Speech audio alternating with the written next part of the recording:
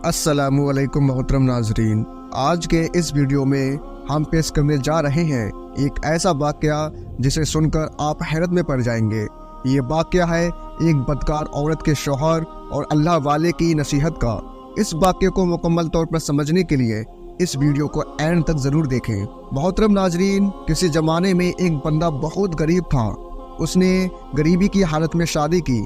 उसकी शादी के फौरन बाद उसकी बीवी ने उसे मशवरा दिया कि हमारे हालात बहुत ख़राब हैं, जितना तुम कमाते हो उतने पैसों में हमारा गुजारा नहीं हो सकता, लिहाजा तुम्हें किसी रईस आदमी के पास नौकरी कर लेनी चाहिए ताकि हमारी माली सूरत हाल बेहतर हो जाए।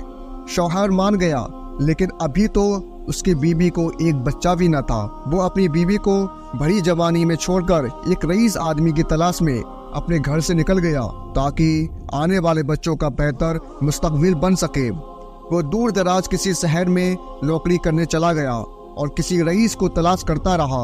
जल्द ही वो किसी रईस की गुलामी करने लगा और 20 साल उस रईस की खिदमत करता रहा। जब उस बंदे के पास काफ़ी माल दौलत इकट्ठा हो गया तो उसने फैसला किया कि अब मैं अपने घर वापस लौट जाता हूँ। लिहाजा उसने 20 साल बाद उस रईस से इजाज़त चाही कि अब वो घर जाना चाहता है। उस रईस आदमी का दिल बहुत ही अच्छा था। उसने उसको बहुत सारी बकरियां, गाय और ऊँट दे दिए और बहुत सारी मालो दौलत देकर घर वापस भेज दिया। उसका गुजर एक जंगल से हुआ। उसकी नज़र एक झोपड़ी पर पड़ी। आधी रात का वक्त हो चुका था। वो उस झोपड़ी के पास गया ताकि रात उधर गुजार सके। जब उस झोपड़ी के पास गया तो क्या देखता है कि एक दरवेश उसमें बैठा है। उसने उस दरवेश से इजाज़त चाही और एक रात ठहर गया। उस आदमी ने दरवेश से दरख्वास्त की, आप बहुत अल्लाह वाले और इल्म वाले लगते हैं, क्यों ना आप मुझे कोई नसीहत कर दें। वो दरवेश कहने लगा, मैं नसीहत तो कर दूंगा, लेकिन मैं नसीहत करने की कीमत वसूल करूंगा।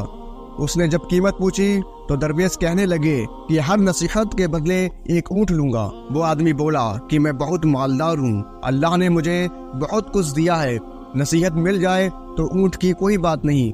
उस आदमी ने कीमत अदा कर दी और उन बुजुर्ग ने नसीहत की कि जब भी आसमान में तारे एक लाइन में देखो तो फौरन किसी पहाड़ पर चले जाना, क्योंकि सैलाब आएगा।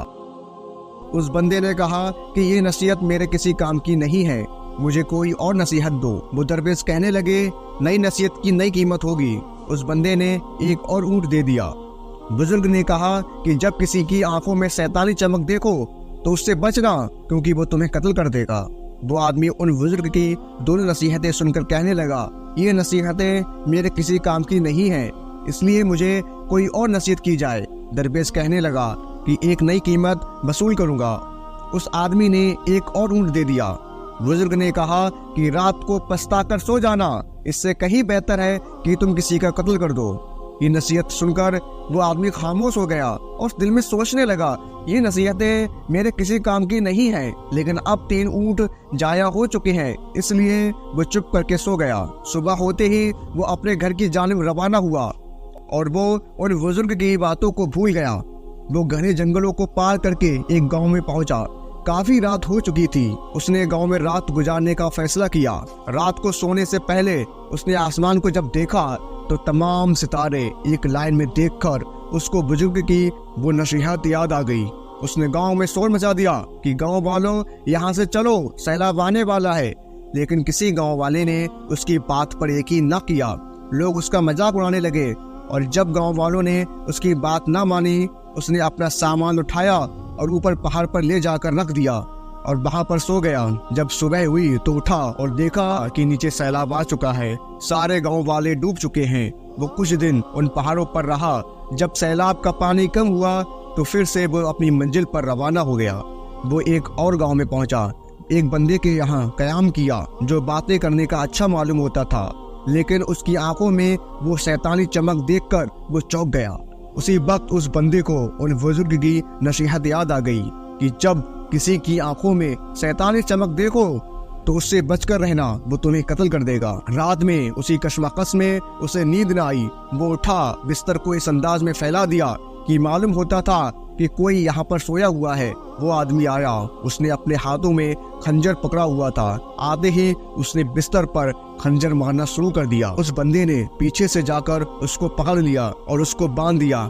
آخرکار وہ بندہ ایک رات اپنے گاؤں میں پہنچ جاتا ہے۔ اپنے گھر کے قریب جا کر اس میں جھانکتا ہے تو کیا دیکھتا ہے کہ اس کی بیوی کسی نوجوان کے ساتھ چارپائی پر سوئی ہوئی ہے۔ یہ منظر دیکھ کر اس بندے کا دل ٹوٹ گیا۔ وہ اپنی بیوی کو اس حالت میں دیکھ کر بہت غصے میں آ گیا اور آگ ببولا ہو گیا۔ وہ سوچ بھی نہیں سکتا تھا کہ جس عورت کے لیے اس نے 20 سال محنت اور مشقت کر کے اتنا مال جمع کیا، وہ بے وفا اور بدکار نکلے گی۔ اس کے دل میں خیال آیا کہ مجھے اس نوجوان کو قتل کر دینا چاہیے۔ قتل کا ارادہ کرتے ہی اس کو اس درویش کی وہ نصیحت یاد آ گئی کہ کبھی قتل کر کے نہ سونا اور پچھتا کر سو جانا۔ وہ سوچنے لگا کہ پہلی نصیحت بھی کام آ گئی اور دوسری نصیحت نے بھی میری جان بچا لی، لہٰذا وہ وہاں سے چلا جاتا ہے اور گاؤں کے باہر آ کر رات گزارتا ہے۔ جب صبح ہوئی تو اس نے سوچا کہ کیوں نہ گاؤں والوں سے اپنا حال دریافت کروں۔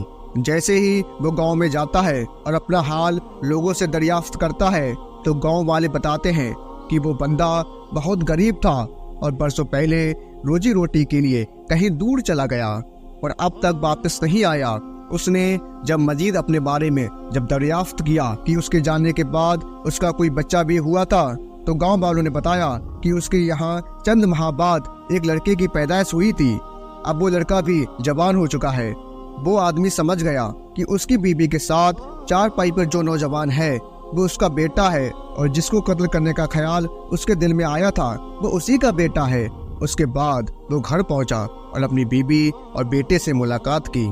پیارے دوستو، یہ سچ بات ہے، اگر کوئی بزرگ یا آپ کا بڑا کوئی آپ کو نصیحت کرے تو آپ کو اس کو ماننا چاہیے، اس کو اپنے پلے سے باندھ لینا چاہیے۔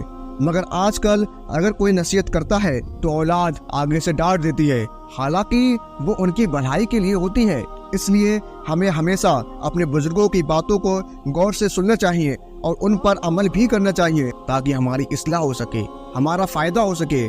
اللہ تعالیٰ ہم سب کو اپنے بڑوں کا ادب کرنے کی توفیق عطا فرمائے۔